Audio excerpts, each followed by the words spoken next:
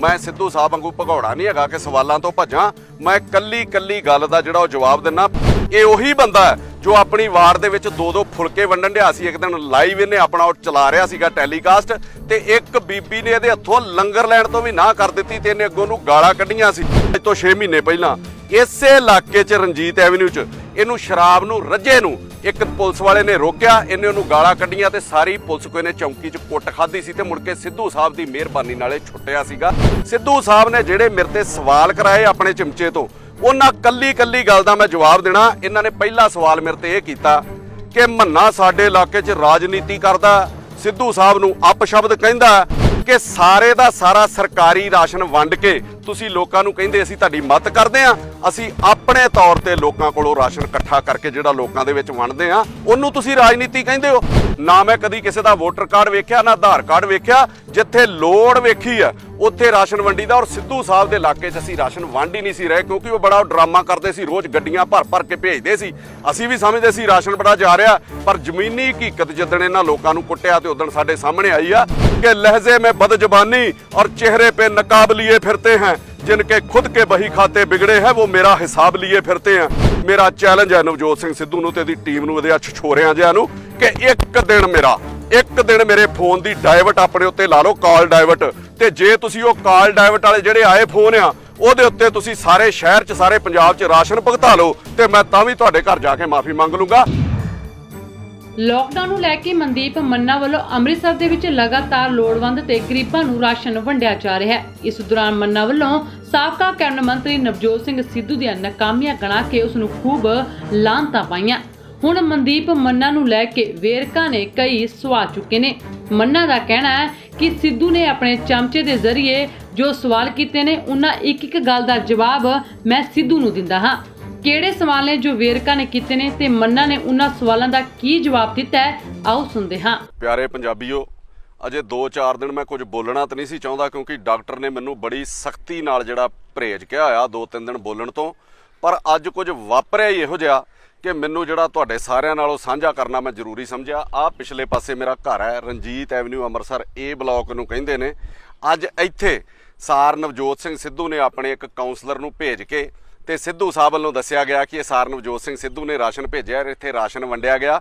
ਚਾਹੇ ਮੈਨੂੰ ਨੀਵਾ ਵਿਖਾਉਣ ਲਈ ਸੀ, ਚਾਹੇ ਰਾਜਨੀਤੀ ਸੀਗੀ, ਪਰ ਮੈਂ ਧੰਨਵਾਦ ਕਰਦਾ ਸਿੱਧੂ ਸਾਹਿਬ ਦਾ ਵੀ ਚਲੋ ਇੱਥੇ ਉਹਨਾਂ ਕੋਲ ਪ੍ਰਵਾਸੀ ਸੱਦੇ, ਕਿਸੇ ਨੂੰ ਵੀ ਹੌਕਾ ਦੇ ਕੇ ਸੱਦਿਆ, ਕਿਉਂਕਿ ਅੱਜ ਦੀ ਤਰੀਕ 'ਚ ਹਾਲਾਤ ਇਹੋ ਜਿਹੇ ਨੇ ਕਿ ਤੁਸੀਂ ਕਿਸੇ ਵੀ ਜਗ੍ਹਾ ਦੇ ਉੱਤੇ ਕਹਿ ਦਿਓ ਵੀ ਰਾਸ਼ਨ ਵੰਡਿਆ ਜਾਣਾ ਤੇ ਹਜੂਮਾਂ ਦੇ ਹਜੂਮ ਆਉਣ ਨੂੰ ਤਿਆਰ ਨੇ, ਕਿਉਂਕਿ ਲੋਕਾਂ ਕੋਲ ਰਾਸ਼ਨ ਨਹੀਂ ਹੈਗਾ। ਬਹੁਤ ਜ਼ਿਆਦਾ ਲੇਬਰ ਇੱਥੇ ਜਿਹੜੀ ਇਕੱਠੀ ਕੀਤੀ ਗਈ, ਰਾਸ਼ਨ ਫਿਰ ਸਾਰਿਆਂ ਨੂੰ ਨਹੀਂ ਵੰਡਿਆ ਗਿਆ। ਔਰ ਇਹਦੇ ਨਾਲ ਆਹ ਪਿਛਲੇ ਪਾਸੇ ਸਾਡੇ 6000 ਗਜ ਦੇ ਵਿੱਚ ਗੁਰਦੁਆਰਾ ਵਾ ਜਿਹਦੇ ਲਾਗੇ ਰਾਸ਼ਨ ਵੰਡਿਆ ਗਿਆ, ਜਿੱਥੇ ਆਲਰੇਡੀ ਲੰਗਰ ਚੱਲਦਾ ਔਰ ਲੋਕੀ ਇੱਥੋਂ ਖਾ ਕੇ ਜਾਂਦੇ ਆ। ਮੈਂ ਧੰਨਵਾਦ ਕਰਦਾ ਵੀ ਪਹਿਲੇ ਦਿਨ ਤੋਂ ਮੈਂ ਕੰਮ ਸ਼ੁਰੂ ਕੀਤਾ ਸੀ, ਚਲੋ ਕੋਈ ਲਹਿਰ ਤੇ ਚੱਲੀ ਤੇ ਇੱਥੇ ਰਾਸ਼ਨ ਵੰਡਦੇ ਮੇਰੇ ਉੱਤੇ ਉਹਨਾਂ ਦੇ ਕਾਉਂਸਲਰ ਵੱਲੋਂ ਸਿੱਧੂ ਸਾਹਿਬ ਨੇ ਮੇਰੇ ਤੇ ਸਵਾਲ ਤੇ ਮੇਰੇ ਤੇ ਦੋਸ਼ ਜਿਹੜੇ ਲਾਏ। ਮੇਰੀ ਆਦਤ ਹੈ कि मैं चैलेंज है मेरा कि मेरे ते शहर का कोई कल्ला बंदा भी कोई सवाल करे, मैं सिद्धू साहब वांगू भगौड़ा नहीं हैगा कि सवालों तो भज्जां।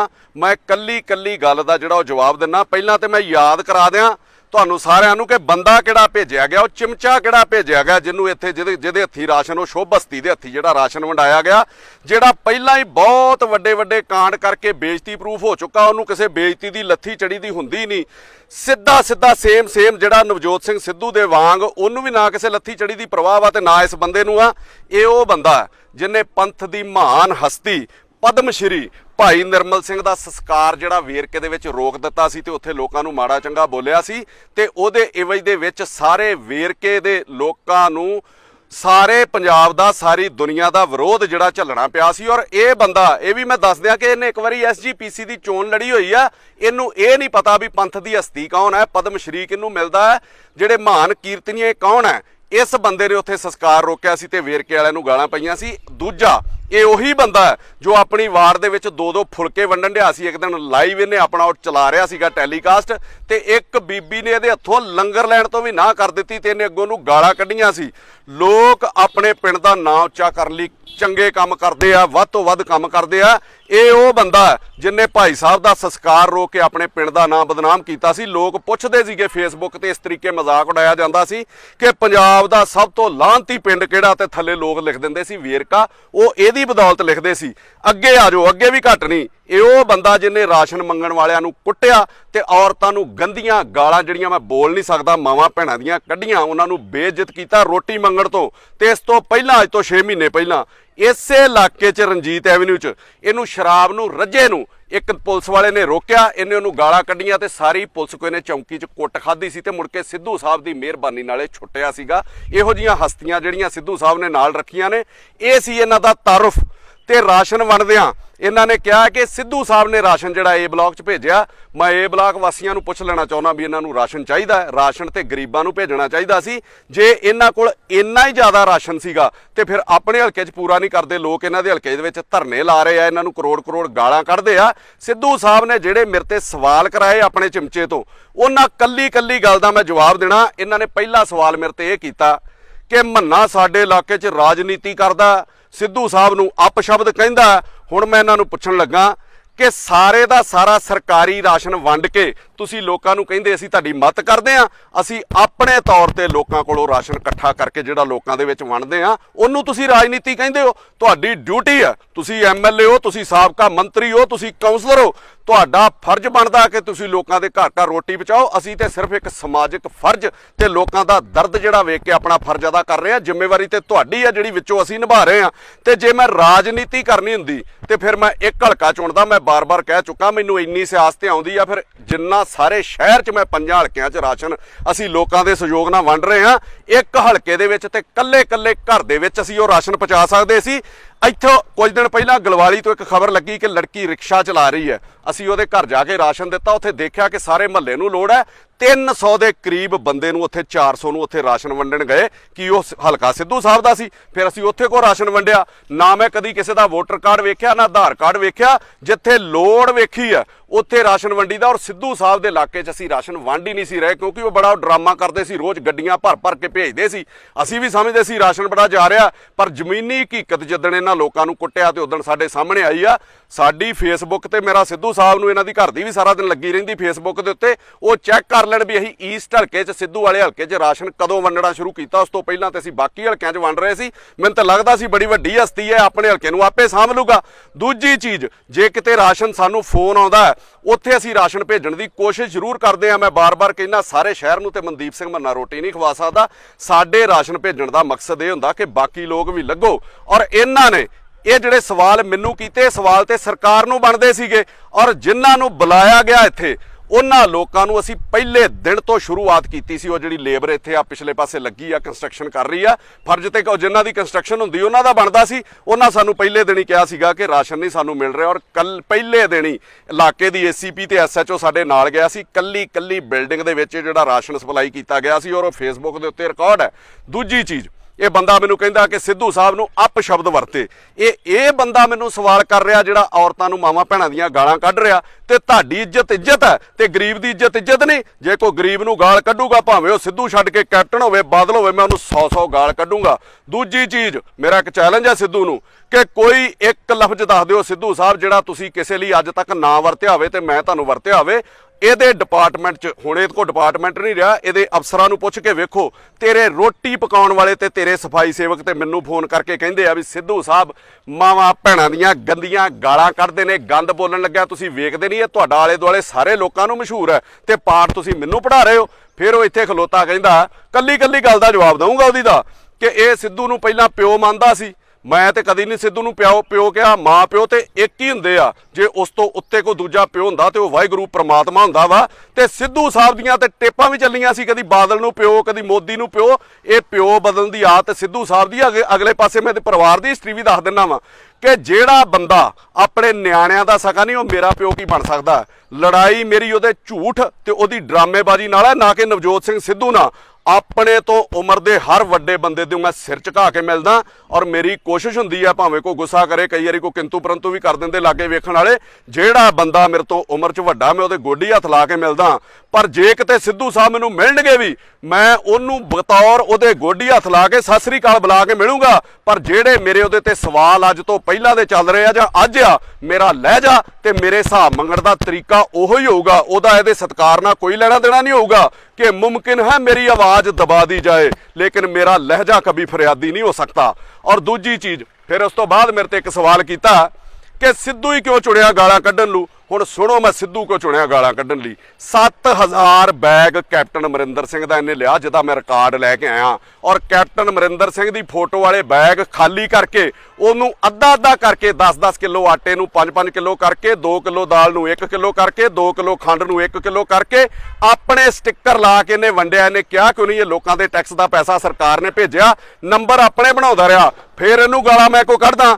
10 ਲੱਖ ਰੁਪਈਆ ਇਹਨੇ ਸ਼ਰਾਬ ਦੇ ਇੱਕ ਸ਼ਹਿਰ ਦੇ ਠੇਕੇਦਾਰ ਕੋ ਲਿਆ ਰਾਸ਼ਨ ਸਟਾਉਣ ਲਈ। 5 ਲੱਖ ਰੁਪਈਆ ਇਹਨੇ ਗੁਰਦਾਸਪੁਰ ਦਾ ਇੱਕ ਪੁਰਾਣਾ ਠੇਕੇਦਾਰ ਰਿਹਾ, ਪਹਿਲਾਂ ਸੁਖਬੀਰ ਬਾਦਲ ਨਾਲ ਹੁੰਦਾ ਸੀਗਾ, ਅੱਜ ਕੱਲ ਇਹਦੀਆਂ ਪੋਸਟਾਂ ਪਾਉਂਦਾ ਫਿਰਦਾ, ਉਹਦੇ ਕੋ ਲਿਆ। 5 ਲੱਖ ਰੁਪਈਆ ਇਹਨੇ ਸਾਊਥ ਹਲਕੇ 'ਚ ਇਹਨੇ ਕਿਸੇ ਨੂੰ ਕੋ ਪਹਿਲਾਂ ਵੀ ਟਿਕਟ ਦਿੱਤੀ ਸੀ, ਉਦੋਂ ਵੀ ਪੈਸੇ ਲਏ ਸੀਗੇ, ਉਸ ਬੰਦੇ ਕੋ ਲਿਆ। ਇਹੋ ਜਿਹੇ ਕਈ ਤਰ੍ਹਾਂ ਦੇ ਲੋਕ ਨੇ ਹੌਲੀ ਹੌਲੀ ਜਿਹੜੇ ਸਾਹਮਣੇ ਆ ਰਹੇ ਨੇ, ਜਿਨ੍ਹਾਂ ਕੋਲੋਂ ਸਿੱਧੂ ਸਾਹਿਬ ਨੇ ਪੈਸੇ ਲਏ ਤੇ ਰਾਸ਼ਨ ਫਿਰ ਨਹੀਂ ਵੰਡਿਆ ਗਿਆ। ਲੋਕ ਭੁੱਖੇ ਕਿਉਂ ਨੇ? ਕਿਉਂਕਿ ਆਦਤ ਹੈ ਸਾਰ ਨਵਜੋਤ ਸਿੰਘ ਸਿੱਧੂ ਦੀ, ਹਰ ਚੋਣ 'ਚ ਪੈਸੇ ਇਕੱਠੇ ਕਰਨੇ। ਕਾਉਂਸਲਰ ਦੀਆਂ ਟਿਕਟਾਂ ਵੰਡੀਆਂ ਨੇ, ਉਹ 'ਚ ਪੈਸੇ ਲਏ। ਇਹਨਾਂ ਦੇ ਇਲਾਕੇ ਦਾ ਕੱਲਾ ਕਾਉਂਸਲਰ ਮੇਰੇ ਨਾਲ ਬਾਲ ਬੱਚਾ ਲੈ ਕੇ ਚੜ ਜਾਵੇ ਵੀ ਸਿੱਧੂ ਸਾਹਿਬ ਦੀ ਘਰ ਵਾਲੀ ਨੂੰ ਕਿੰਨੇ ਕੁ ਪੈਸੇ ਦਿੱਤੇ ਨੇ ਇਹਨਾਂ, ਤੇ ਕਿੱਥੋਂ ਟਿਕਟਾਂ ਕਿਹੜੇ ਤਰੀਕੇ ਦਿੱਤੀਆਂ, ਕਿੰਨਾ ਪੈਸਾ ਖਰਚ ਕਰਕੇ ਦਿੱਤੀਆਂ।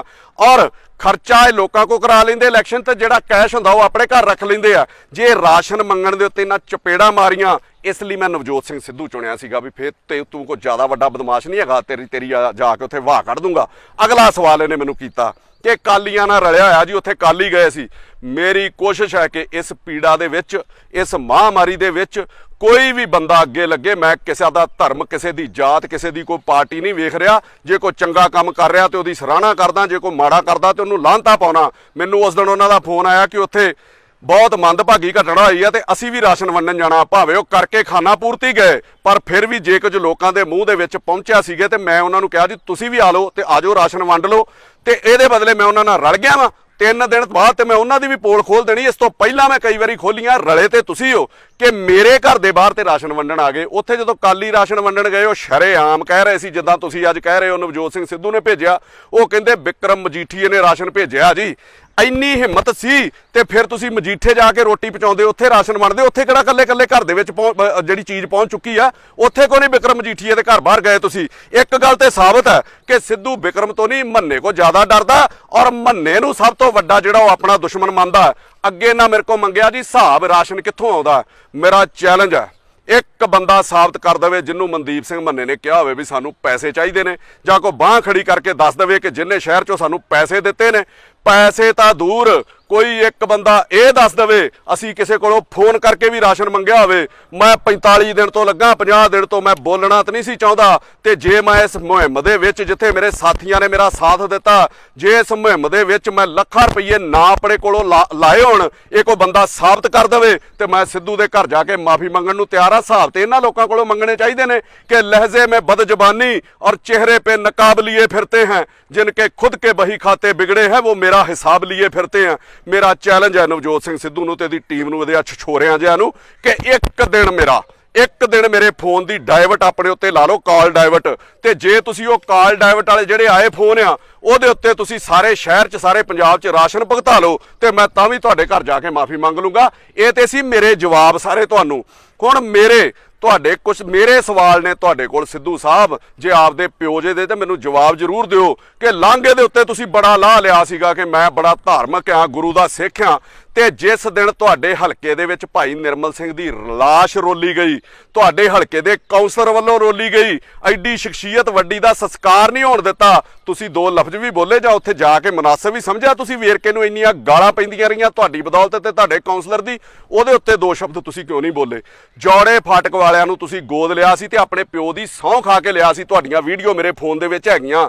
ਉਹਨਾਂ ਨੂੰ ਨੌਕਰੀਆਂ ਦੇਣ ਦੀ ਸਹੁੰ ਖਾਧੀ, ਰਾਸ਼ਨ ਦੇਣ ਦੀ ਖਾਧੀ, ਦਵਾਈ, ਪੈਨਸ਼ਨ, ਉਹਨਾਂ ਦੇ ਘਰ ਰਾਸ਼ਨ ਪਹੁੰਚਾਇਆ ਤੁਸੀਂ। ਤੇ ਇਹ ਵੀ ਜ਼ਰੂਰੀ ਨਹੀਂ ਸਮਝਿਆ ਵੀ ਜਿਹੜੇ ਜੌੜਾ ਫਾਟਕ ਦੇ ਪੀੜਤ ਆ ਇਸ ਮਹਾਂਮਾਰੀ ਦੇ ਵਿੱਚ ਉਹਨਾਂ ਨੂੰ ਮੈਂ ਰਾਸ਼ਨ ਦੇ ਦੇਵਾਂ। ਉਹਨਾਂ ਨੂੰ ਵੀ ਸਾਡੀ ਟੀਮ ਨੇ ਜਿਹੜਾ ਉਹ ਰਾਸ਼ਨ ਪਹੁੰਚਾਇਆ। ਤੇ ਜੇ ਕਿਤੇ ਤੁਸੀਂ ਪਹੁੰਚਾਇਆ ਹੁੰਦਾ ਤੇ ਤੁਹਾਡੀ ਘਰ ਵਾਲੀ ਨੇ ਐਡੀ ਵੱਡੀ ਪੋਸਟ ਪਾਉਣੀ ਸੀਗੀ, ਅਸੀਂ ਜੌੜਾ ਫਾਟਕ ਵਾਲਿਆਂ ਦੀ ਬਾਹ ਫੜੀ ਜੀ, ਜੌੜਾ ਫਾਟਕ ਵਾਲਿਆਂ ਨੂੰ ਰਾਸ਼ਨ ਦਿੱਤਾ।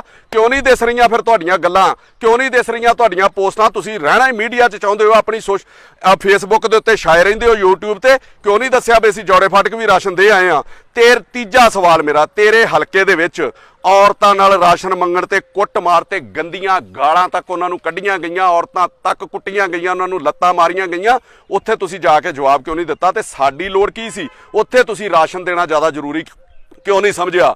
ਨੰਬਰ 5, ਸ਼ਮਸ਼ਾਨ ਘਾਟ ਜੱਗ ਜ਼ਾਹਰ ਸੀ ਵੱਲੇ ਵਾਲਾ ਤੇ ਵੇਰਕੇ ਵਾਲਾ। ਤੁਹਾਡੀ ਘਰ ਵਾਲੀ ਉਹਦੇ ਵਿੱਚੋਂ ਪੈਸੇ ਖਾ ਗਈ। ਤੁਸੀਂ ਬੜੇ ਟੌਰ ਨਾਲ ਕਿਹਾ ਸੀ ਮੈਂ ਜਾਂਚ ਕਰਾਉਣੀ ਆ, ਇਹ ਕਰਾਉਣੀ ਆ। ਕਿੱਥੇ ਗਈ ਉਹ ਜਾਂਚ? ਤੁਹਾਡੇ ਪੀਏ ਨੇ ਜਾਲੀ ਫਰਮ ਬਣਾ ਕੇ ਠੇਕਾ ਲਿਆ, ਬਿਨਾਂ ਕੰਮ ਕੀਤੇ ਪੈਸੇ ਲੈ ਲੇ, ਉਹਦਾ ਐਫੀਡੇਵਿਟ ਤੱਕ ਦਿੱਤਾ ਹੋਇਆ ਸੀ। ਕਿੱਥੇ ਗਏ ਨੇ ਉਹ ਜਵਾਬ? ਉਹਨਾਂ ਚੀਜ਼ਾਂ ਦੇ ਜਵਾਬ ਕਿਉਂ ਨਹੀਂ ਦਿੰਦੇ? ਲੁਧਿਆਣੇ ਦੇ ਇੱਕ ਮਾਲ ਦੀ 7ਵੀਂ ਛੱਤ ਨਾ ਢਾਉਣ ਦੇ ਬਦਲੇ ਤੁਹਾਡੀ ਘਰ ਵਾਲੀ ਨੇ 1 ਕਰੋੜ ਰੁਪਈਆ ਲਿਆ, ਜਿਹਦੀ ਆਡੀਓ ਮੇਰੇ ਕੋਲ, ਜੇ ਨਾ ਨਿਕਲੇ ਤੇ ਮੇਰੇ ਤੇ 420 ਦਾ ਪਰਚਾ ਦਰਜ ਕਰਾ ਦਿਓ। ਇਹਨਾਂ ਚੀਜ਼ਾਂ ਦੇ ਜਵਾਬ ਕਦੋਂ ਦਿਓਗੇ? ਬਾਈਪਾਸ ਤੇ ਆਰਮੀ ਡੰਪ ਦੇ ਨੇੜੇ 4 ਰਿਜ਼ੋਰਟ ਜਿਨ੍ਹਾਂ ਦੇ ਵਿਰੁੱਧ ਆਰਮੀ ਨੇ ਲਿਖਿਆ ਹੋਇਆ ਸੀ, ਤੁਹਾਡੀ ਘਰਵਾਲੀ ਨੇ 50 ਲੱਖ ਰੁਪਈਆ ਲੈ ਕੇ ਤੁਹਾਡੇ ਮੰਤਰੀ ਹੁੰਦਿਆਂ ਕਾਰਪੋਰੇਸ਼ਨ ਤੋਂ ਕਲੀਅਰ ਕਰਾ ਦਿੱਤੇ। ਉਹਨਾਂ ਦਾ ਜਵਾਬ ਕਦੋਂ ਦਿਓਗੇ? ਤੇ ਇੱਥੋਂ ਤੱਕ ਉਹਨੇ ਆਰਮੀ ਵਾਲਿਆਂ ਨੇ ਜੇ ਰੋਕਿਆ ਤੇ ਆਰਮੀ ਵਾਲਿਆਂ ਨੂੰ ਚੋਰ ਤੱਕ ਕਹਿ ਦਿੱਤਾ। ਤੇਰੀ ਘਰਵਾਲੀ ਨੇ ਮੁੜ ਕੇ ਮਾਫੀਆਂ ਮੰਗਦੀ ਫਿਰਦੀ ਸੀ। ਨੰਬਰ 9, ਜੀਰਕਪੁਰ ਬਿਲਡਿੰਗ ਤੇ ਅੰਮ੍ਰਿਤਸਰ ਟਰਸਟ ਚੋਂ ਪੈਸੇ ਖਾਣ ਦੇ ਤੇ ਤੁਹਾਡੇ ਪ੍ਰਾਈਵੇਟ ਖਾਤੇ 'ਚ ਪਾਉਣ ਦੇ ਅਕਾਊਂਟ ਕੈਪਟਨ ਅਮਰਿੰਦਰ ਸਿੰਘ ਕੋਲ ਚੁੱਕੀ ਫਿਰਦਾ, ਜਿਹਦੇ ਬਾਰੇ ਤੁਸੀਂ ਬੋਲਦੇ ਨਹੀਂ। ਹੁਣ ਜੇ ਤੁਸੀਂ ਐਡੇ ਸੱਚੇ ਸੁੱਚੇ ਸੀ ਤੇ ਕੈਪਟਨ ਅਮਰਿੰਦਰ ਸਿੰਘ ਨੇ ਤੁਹਾਡੀ ਬੇਇੱਜ਼ਤੀ ਕਰਕੇ ਲਾਇਆ ਸੀ, ਮੈਂ ਵੀ ਚੌਂਕ 'ਚ ਖਲੋ ਕੇ ਬੋਲਣ ਡਿਆ, ਤੇ ਫਿਰ ਅੱਜ ਕਿਉਂ ਨਹੀਂ ਬੋਲਦੇ ਤੁਸੀਂ ਕੈਪਟਨ ਅਮਰਿੰਦਰ ਸਿੰਘ ਦੇ ਖਿਲਾਫ? ਕਿਉਂਕਿ ਤੁਹਾਡੀਆਂ ਫਾਈਲਾਂ ਚੁੱਕੀ ਫਿਰਦਾ। ਤੇ ਜੇ ਉਹਦੀਆਂ ਕਾਪੀਆਂ ਲੈਣੀਆਂ ਤੇ ਕੁਝ ਮੇਰੇ ਕੋਲ ਵੀ ਹੈਗੀਆਂ, ਮੇਰੇ ਕੋਲੋਂ ਵੀ ਲੈ ਲਿਓ। ਜੀਰਕਪੁਰ ਵਾਲੀ ਇਹ ਤਾਂ ਨਹੀਂ ਕਹਿੰਦਾ, ਪਰ ਅੰਮ੍ਰਿਤਸਰ ਦਾ ਕੱਲਾ ਰਿਕਾਰਡ ਮੇਰੇ ਕੋਲੋਂ ਲੈ ਲਓ। ਮੈਂ ਤੁਹਾਡੇ ਤੇ ਪਰਸਨਲ ਅਟੈਕ ਨਹੀਂ ਸੀ ਕਰਨਾ ਚਾਹੁੰਦਾ, ਪਰ ਮੈਂ ਬਰਦਾਸ਼ਤ ਉਹਨਾਂ ਕੁ ਕਰਦਾ ਨਾ ਜਿੰਨਾ ਕੁ ਮੇਰੇ ਨਾਲ ਕੋਈ ਸਿਆਸੀ ਜੰਗ ਚੱਲੇ।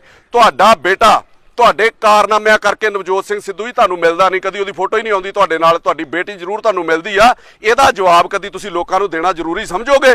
ਤੁਸੀਂ ਆਪਦੀ ਮਾਂ ਨਾਲ ਕੀ ਸਲੂਕ ਕੀਤਾ, ਉਹਦਾ ਜਵਾਬ ਤੁਹਾਨੂੰ ਲੋਕ ਪੁੱਛਦੇ ਰਹਿੰਦੇ ਨੇ, ਕਦੀ ਤੁਸੀਂ ਉਹ ਨਹੀਂ ਦਿੱਤਾ, ਕਦੀ ਤੁਸੀਂ ਇਹਨਾਂ ਚੀਜ਼ਾਂ ਦੇ ਜਵਾਬ ਨਹੀਂ ਦਿੱਤੇ। ਤੇ ਜੇ ਹਿੰਮਤ ਹੋਈ ਤੇ ਬੋਲੀ ਮੇਰੇ ਖਿਲਾਫ, ਤੇ ਤੈਨੂੰ ਅਗਲੀ ਵਾਰੀ ਮੈਂ ਵੀ ਚਾਨਣਾ ਪਾ ਦੂੰਗਾ ਕਿ ਲੋਕਾਂ ਨੂੰ ਪਾਠ ਪੜਾਉਣ ਵਾਲਾ ਆਪਣੇ ਪਰਿਵਾਰ ਨਾਲ ਕੀ ਸਲੂਕ ਕਰਦਾ ਰਿਹਾ। ਨੰਬਰ 12, ਕਿੰਨੇ ਉਹ ਬੰਦੇ ਆ ਜਿਨ੍ਹਾਂ ਤੁਹਾਡੀ ਕੋਠੀ ਦੇ ਵਿੱਚ ਕੰਮ ਕੀਤਾ? ਕਿੰਨੇ ਉਹ ਦੁਕਾਨਦਾਰ ਆ ਜਿਨ੍ਹਾਂ ਤੁਹਾਡੀ ਕੋਠੀ 'ਚ ਸਮਾਨ ਲਾਇਆ, ਜਿਨ੍ਹਾਂ ਦੇ ਤੁਸੀਂ ਪੈਸੇ ਮਾਰ ਲਏ? ਇੱਕ ਬੰਦੇ ਨੇ ਤੇ ਇੱਥੇ ਅੰਮ੍ਰਿਤਸਰ ਕੋਰਟ ਦੇ ਵਿੱਚ ਕੇਸ ਕੀਤਾ ਹੋਇਆ, ਜਿਹਦੀ ਕਾਪੀ ਮੈਂ ਨਾਲ ਹੀ ਤੁਹਾਨੂੰ ਜਾਰੀ ਕਰਨ ਲੱਗਾ ਵਾਂ। ਮੈਂ ਤੁਹਾਨੂੰ ਫਿਰ ਕਹਿਣਾ, ਮੈਨੂੰ ਬਹੁਤਾ ਛੇੜਨ ਦੀ ਕੋਸ਼ਿਸ਼ ਨਾ ਕਰਿਆ ਕਰੋ। ਮੈਂ ਬਿਲਕੁਲ ਇਮਾਨਦਾਰੀ ਨਾਲ ਆਪਣਾ ਕੰਮ ਕਰਦਾ। ਜੇ ਕੋਈ ਮੇਰੇ ਖਿਲਾਫ ਸਬੂਤ ਹੋਣ ਤੇ ਮੈਂ ਤੁਹਾਨੂੰ ਫਿਰ ਕਹਿਣਾ ਲੈ ਕੇ ਆਇਓ। ਜੇ ਸਬੂਤ ਹੈਗੇ ਆ ਤੇ ਮੈਂ ਤੇਰੇ ਵਾਂਗੂ ਝੂਠਾ ਨਹੀਂ, ਮੈਂ ਆਪਣੇ ਬਾਪ ਸਾਰ ਅਮਰੀਕ ਸੌਂਦਾ ਨਹੀਂ ਜੇ ਮੈਂ ਉਹਨੂੰ ਆਪਣੀ ਫੇਸਬੁੱਕ ਤੇ ਆਪਣੀ ਵੀਡੀਓ ਨਾ ਪਾਉਂਗਾ। ਸੋ ਮੇਰੀ ਤੁਹਾਨੂੰ ਬਰਾਏ ਮਿਹਰਬਾਨੀ ਆ, ਜਾਂ ਤੇ ਲੋਕਾਂ ਨਾਲ ਡੀਂਗਾ ਨਾ ਮਾਰੋ ਤੇ ਜਾਂ ਲੋਕਾਂ 'ਚ ਖਲੋ। ਜੇ ਸਵਾਲ ਕਰਨ ਦੀ ਹਿੰਮਤ ਰੱਖਦੇ ਹੋ ਨਾ ਤੇ ਸਵਾਲਾਂ ਦੇ ਜਵਾਬ ਵੀ ਦੇਣ ਦੀ ਕੋਸ਼ਿਸ਼ ਕਰੋ। ਅਖੀਰ 'ਚ ਮੈਂ ਇੱਕ ਮੈਂ ਤੁਹਾਨੂੰ ਕੇਸ ਹੋਰ ਚੇਤਾ ਕਰਾ ਦਿਆਂ। ਤੁਹਾਡੀ ਆਦਤ ਹੈ ਗਰੀਬਾਂ ਨੂੰ ਕੁੱਟਣਾ। ਵੇਰਕੇ ਦੇ ਵਿੱਚ ਤੁਸੀਂ ਨਵੇਂ ਮੰਤਰੀ ਬਣੇ ਸੀ ਨਾ, ਜਦੋਂ ਤੁਹਾਡੀ ਘਰ ਵਾਲੀ ਐਮਐਲਏ ਬਣੀ ਸੀ, ਤੁਹਾਡੇ ਵੇਰਕੇ ਹਲਕੇ ਦੇ 4 ਸਮਰਥਕਾਂ ਨੇ ਇੱਕ ਕੁੜੀ ਛਾੜੇ ਤੋਂ ਚੁੱਕ ਕੇ ਵੇਰਕੇ 'ਚ ਜਾ ਕੇ ਉਹਨੂੰ ਰੇਪ ਕੀਤਾ ਸੀ ਔਰ ਨੰਗੀ ਕਰਕੇ ਪੈਲੀਆਂ ਦੇ ਵਿੱਚ ਘੁਮਾਈ ਸੀ। ਔਰ ਤੂੰ ਉਹ ਕਮੀਨਾ ਬੰਦਾ ਵਾ। ਇੱਥੇ ਆਰਪੀ ਮਿੱਤਲ ਕਮਿਸ਼ਨਰ ਸੀਗਾ, ਉਹਨੂੰ ਤੂੰ ਫੋਨ ਕਰਕੇ ਇਹ ਗੱਲ ਕਹੀ ਸੀ, ਖਬਰਦਾਰ ਮੇਰੇ ਬੰਦਿਆਂ ਨੂੰ ਹੱਥ ਪਾਇਆ ਇੱਕ ਛੱਡ ਕੇ 20 ਰੇਪ ਕਰ ਦੇਣ। ਔਰ ਉਹ ਕੇਸ ਦਾ ਅਜੇ ਤੱਕ ਕੁਝ ਨਹੀਂ ਬਣਿਆ ਔਰ ਉਸ ਲੜਕੀ ਨੂੰ ਰਾਜੀਨਾਮਾ ਕਰਨਾ ਪਿਆ ਸੀ। ਆਹ ਕਰਤੂਤਾਂ ਤੇਰੀਆਂ, ਮੇਰੇ ਕੋਲ ਤੇਰੀ ਮੈਂ ਰਗ ਦਾ ਵਾਕਮ ਆ। ਤੂੰ ਜਿੱਡਾ ਮਰਜੀ ਵੱਡਾ ਜੋਸ਼ੀ ਆ ਨਾ, ਤੇਰਾ ਟੇਵਾ ਮੈਂ ਆਪਣੇ ਦਿਲ ਦੇ ਵਿੱਚ ਰੱਖਦਾ। ਤੇਰੀ ਕਰਤੂਤ ਕੀ ਆ? ਔਰ ਅਖੀਰ 'ਚ ਮੈਂ ਕਹਿ ਕੇ ਸਮਾਪਤੀ ਕਰਨ ਲੱਗਾ, ਮੇਰੇ ਨਾਲ ਛੇੜ ਉਨੀ ਕੁ ਛੇੜਿਓ ਜਿੰਨੀ ਕੁ ਬਰਦਾਸ਼ਤ ਕਰ ਸਕਦੇ ਹੋ। ਮਤ ਖੋਲ ਮੇਰੀ ਮਾਸੀ ਕੀ ਕਿਤਾਬੋਂ ਕੋ, ਮਾਸੀ ਕਹਿੰਦੇ ਅਤੀਤ ਨੂੰ, ਮਤ ਖੋਲ ਮੇਰੀ ਮਾਸੀ ਕੀ ਕਿਤਾਬੋं को, जो मैं था वो मैं रहा नहीं, जो मैं हूं वो किसी को पता नहीं। ਸੋ ਮਨਦੀਪ ਮੰਨਾ ਨੇ ਸਾਫ਼ ਕਰ ਦਿੱਤਾ ਕਿ ਉਹ ਨਵਜੋਤ ਸਿੱਧੂ ਨੂੰ ਹੀ ਨਿਸ਼ਾਨੇ ਤੇ ਕਿਉਂ ਲੈਂਦੇ ਨੇ। ਮੰਨਾ ਨੇ ਇੱਕ ਸਵਾਲ ਦਾ ਸਪਸ਼ਟ ਜਵਾਬ ਦਿੱਤਾ ਹੈ। ਮੰਨਾ ਦੇ ਇਹਨਾਂ ਜਵਾਬਾਂ ਤੋਂ ਬਾਅਦ ਹੁਣ ਅੱਗੇ ਵੇਰਕਾ ਕੀ ਨਵੇਂ ਸਵਾਲ ਲੈ ਕੇ ਆਉਂਦਾ, ਇਹ ਤਾਂ ਹੁਣ ਆਉਣ ਵਾਲਾ ਸਮਾਂ ਹੀ ਦੱਸੇਗਾ।